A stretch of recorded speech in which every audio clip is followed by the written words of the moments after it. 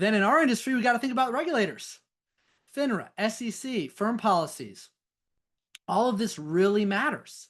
What is the regulatory alignment here with FINRA and SEC guidelines and other things? And then finally, I think of this acronym. I've seen it. Maybe you've seen it before. HITL, HITL, HITL, human in the loop. Human in the loop. That is still what you need with AI. So as you are using it, you need to retain final decision making. You need to supervise. It is vital with your AI outputs that somebody checks them before they are used, before they are trusted or relied upon. That human component still matters. So when it comes to compliance, this is something that we are baking into our strategy throughout the company.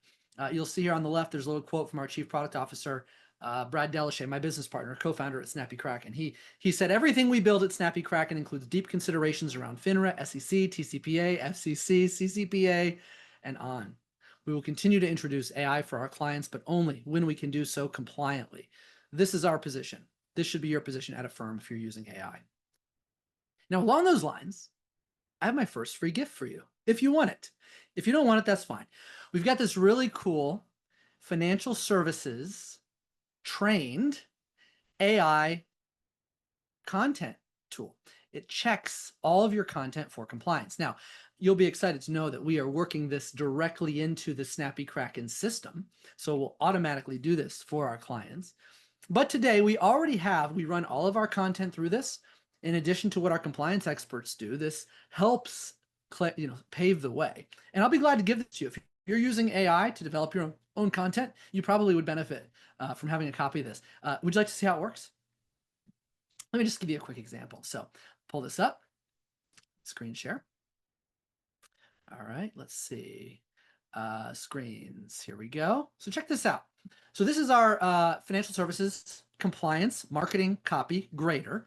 It's trained on SEC compliance, FINRA compliance. So check this out. All you have to do is take anything that you've created with your own outputs, whether it's something you've written or created or something you've used AI to create, and you can basically just paste it in here. I want to show you what it does. So if I say our performance in the market is guaranteed. Ooh. I don't think anybody would say that, but let's just see what our financial services copy grader does from a compliance perspective with this. So it'll give you a nice little taste of what this does. So it tells you right away the likelihood of a violation. It's kind of nice. Extremely high risk, obviously. It tells you why. This is great education. A lot of advisors will hire like a junior marketing assistant to come in and do stuff for them, but they don't have a clue about compliance. This is the first thing I'd give them. And then it says why, gives specific recommendations, gives you an example rewrite, and then of course prompts you if you'd like additional support. So this is a really helpful tool. It's free, which is just something we're sharing. And it's also a little insight into how we think and how we train AI that we develop inside of Snappy Kraken or leverage inside of Snappy Kraken for our clients. The second biggest concern advisors have. So the first one is compliance. The second most common thing is they worry, will AI replace them? Will AI replace financial advisors? Now, before I show you the data on the next slide, because at first, when you see it, it might freak you out. I don't want you to freak out. Okay, we're going to work through this. But when you see it, it could be shocking. The position I've taken from the very beginning on AI and how it will affect the industry after 20 years in this industry and working with clients and all the things that you do every single day as an advisor or an advisory firm, I firmly believe that AI will enhance advisors, not replace them. I said that on stage at our Jolt conference. In fact, I said with AI, the advisory relationship is going to become even more important. And I believe that's true because the human connection and the coaching and the accountability is going to be even more important. But I do want you to check this out. So this is based on a recent study from Deloitte. And this is showing where individuals currently go for investment advice and where they are expected to go further out. So there's, on the bottom, you've got 2023, 2024, and then you've got estimates, right, going out here into 2028. And what you can see, I just want to point out, the green line is generative AI. So the The expectation is that where people turn for financial advice will go today from where, 20% or so using AI to 80%. That's massive.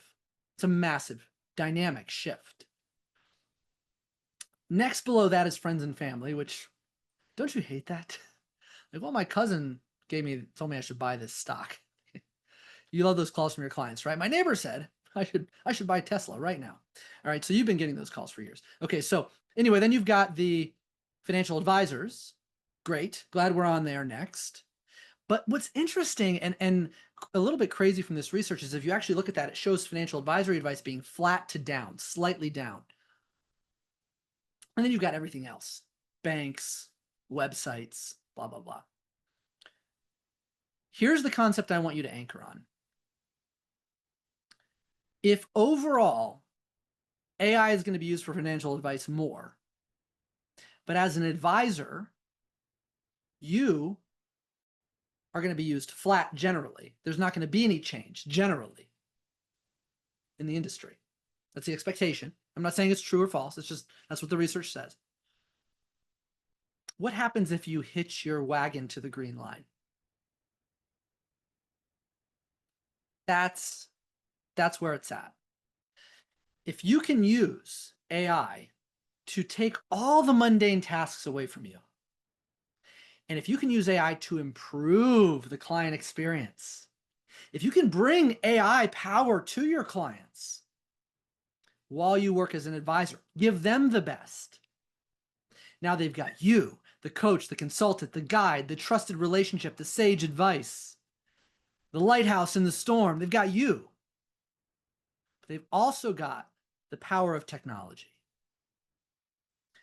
And that is why I believe firmly it is the advisor's responsibility to use AI for themselves and to introduce it to their clients in the right way and time. And if you're using AI in your practice, I would start talking about it with your clients right away. Now, there's been some regulatory actions for firms that didn't disclose their use of AI. I'm not talking about in your investment planning and performance, although if it is a factor, you could, as long as you're disclosing it properly. But even just in your business practices, if you can show your clients how you've created efficiencies that improve their experience, if you can show your clients how the work you're doing is improving because you're using technology and you're keeping them current, they're not going to have a reason to go seek it out themselves. And that's where you want to be. The future is AI plus advisor. That's the future. And so as we talk about this, it's true, like AI will change how we work, but everything great that we do in this industry, almost all of it is still human at the core, at its very heart. And if any of you have stress about what AI might mean for our profession, I've heard people say things like, we're good for the next 5 years, but after that, I was at a summit in New York on Monday night, and that's exactly what somebody said. I'm bullish for the next 5 years. After that, who knows? But this is why I still say human first.